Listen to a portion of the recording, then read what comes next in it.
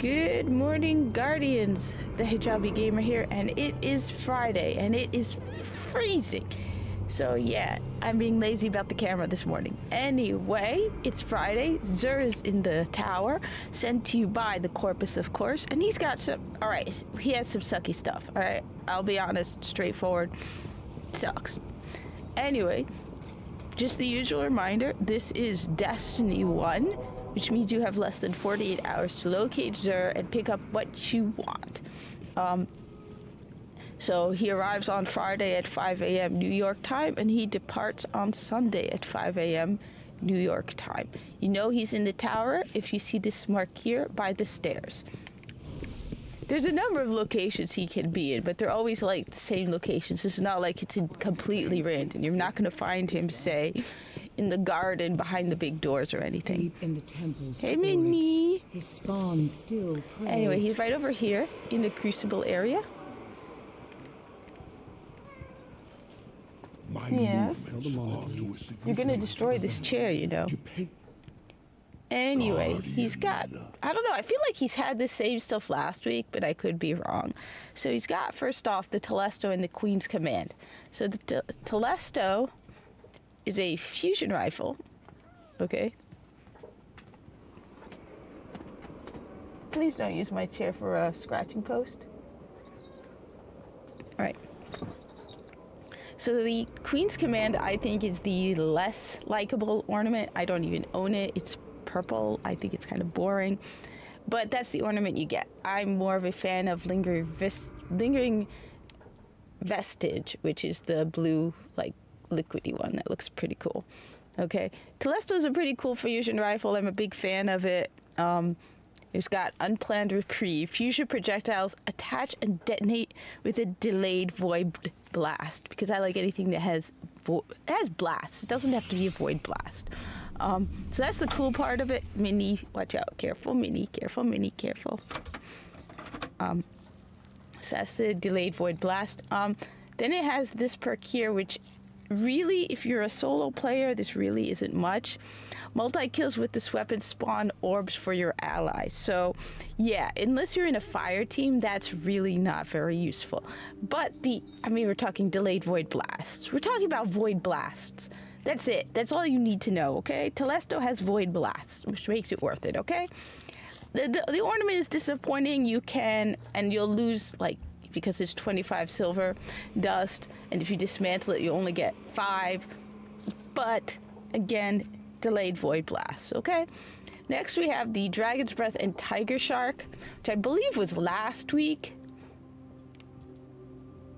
And I did not pick it up from my vault, damn it. All right. I'll let you know about everything else, and we'll go back to that one, all right? Because I can't show you it. Guardian. The option to show you more information isn't there. So I gotta show you Dragon's Breath. But we've got the Mida multi-tool. So the Mida, because it's the bundles that don't let you do that. The regular stuff up here, you can. So the Mida multi-tool. I like the Mida, but not really for the reasons that its perks really aren't that great. It's basically a move faster perk, you know. It boosts movement speed and fires on a hair trigger. So it doesn't really feel like an exotic, honestly. I did like it in Destiny 2 as well, but it's just about speed. Radar stays active while aiming down the weapon sights. The only time that's useful is in Crucible. What I like about the Mida multi-tool is the rate of fire and the impact.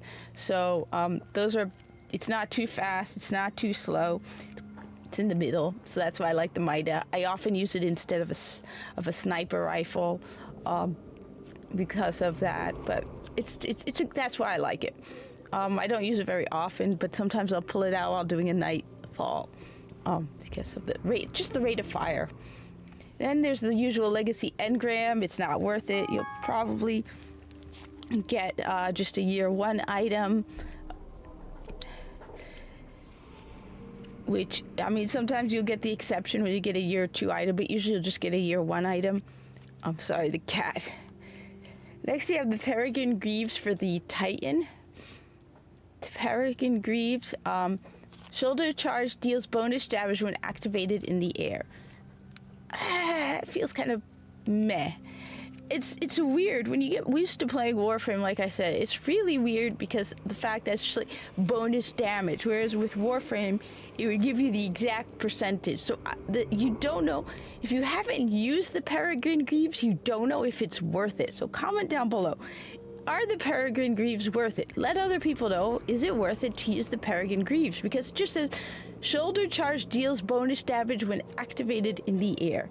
Is it that much of a difference that you're going to sacrifice an exotic slot for it? Because there's some really great Titan exotics, like the Tychonaut, that are pretty awesome. So I say comment down below, Titans, let me know. Is it really worth it to use these? Does it do enough bonus damage that you're like championing these exotics?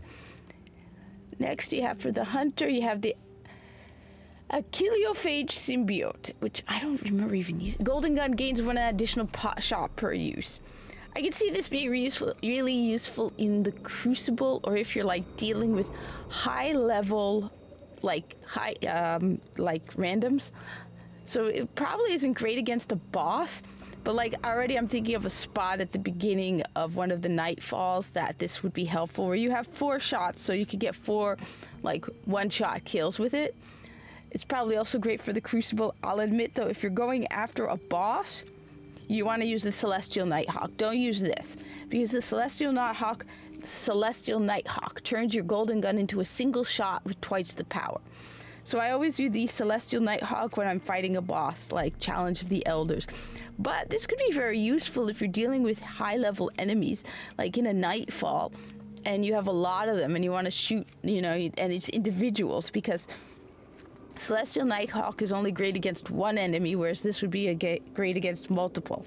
So I could see, like, when you get, like, a point where, the boss sends in a bunch of really high-level dudes, and you just shoot them out with this. Next, you have Purifier Robe. So that, I would place it above the Titan. Next, you have the Purifier Robes. Activating Radiance from Death disorientates nearby enemies. You know what? Because we have no idea just how good the Peregrine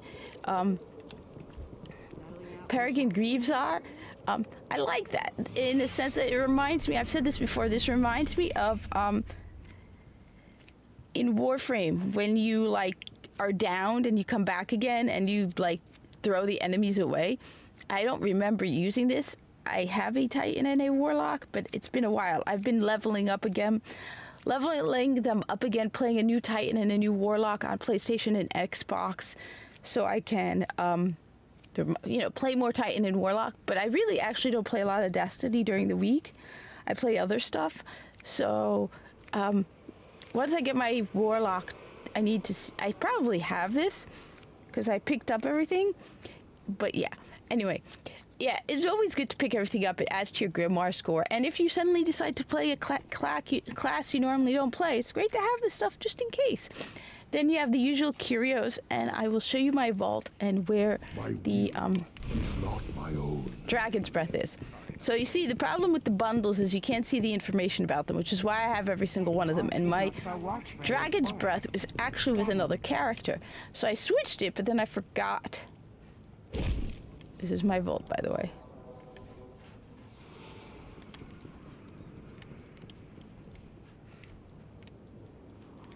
There we go. This is my cloak collection.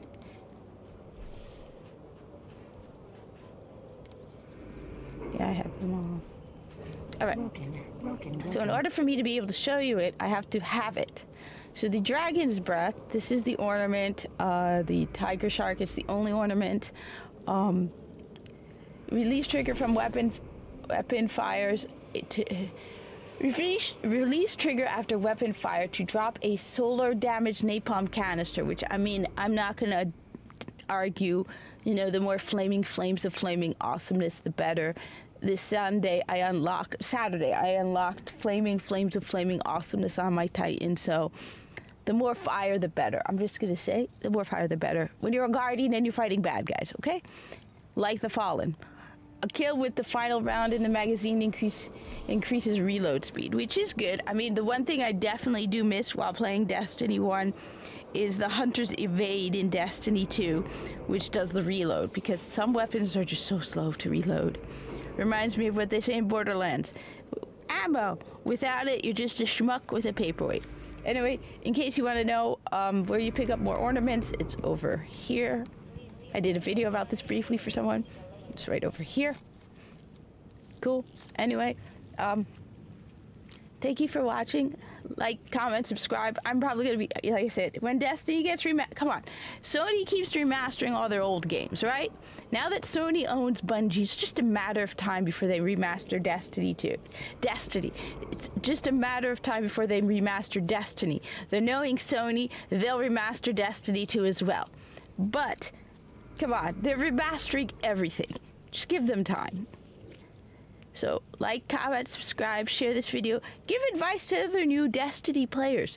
Help other people with, like, the exotic and stuff. Because I'm more of a hunter person. I'm not really good Titan and Warlock person. So, more information, the better. And I hope to see you in the tower.